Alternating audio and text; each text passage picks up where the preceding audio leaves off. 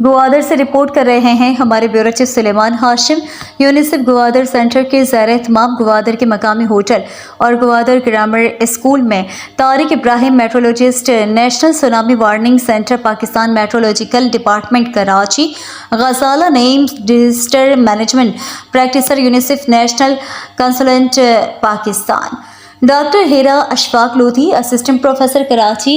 NAD engineering, university of engineering and technology Karachi نے tsunami سے متعلق مقامی ہوٹل میں گوادر کے صحافیوں، سول سوسائٹی اور گوادر گرامر اسکول کے طلباء و طالبات کو گوادر میں Abdullah Usman tsunami project community organizer Gwadar کے زیر اہتمام آگاہی مہم پروگرام میں بتایا کہ ہماری تنظیم 2008 سے لوگوں کو سونامی کے بارے میں آگاہی فراہم کر رہے ہیں اور خصوصاً گوادر سونامی کے صدمے ہے۔ 1945 میں اس خطے میں ایک بڑی سونامی آئی جس سے کئی اموات ہوئی۔ انہوں نے مقامی ہوٹل میں شرکا کے 6 گروپ بنائے اور گوادر کے کوہ باطل کے علاوہ دیگر کئی محفوظ مقامات کی نشاندہی کرائی، اور اس سلسلے میں ان کا کہنا ہے کہ وہ اگست کو گوادر آ کر سونامی کے مصنوعی ریہرسل بھی کرائیں گے۔ ان کا کہنا تھا کہ سونامی جاپانی زبان کا لفظ ہے جس کا مطلب ساحل کی لہر ہے۔ یہ ایسی دیو کا قامت اور بھیانک طوفانی لہریں ہوتی ہیں جو سمندری تہہ میں زلزلے کی وجہ سے پیدا ہوتی ہیں اور ساحل تک پہنچتے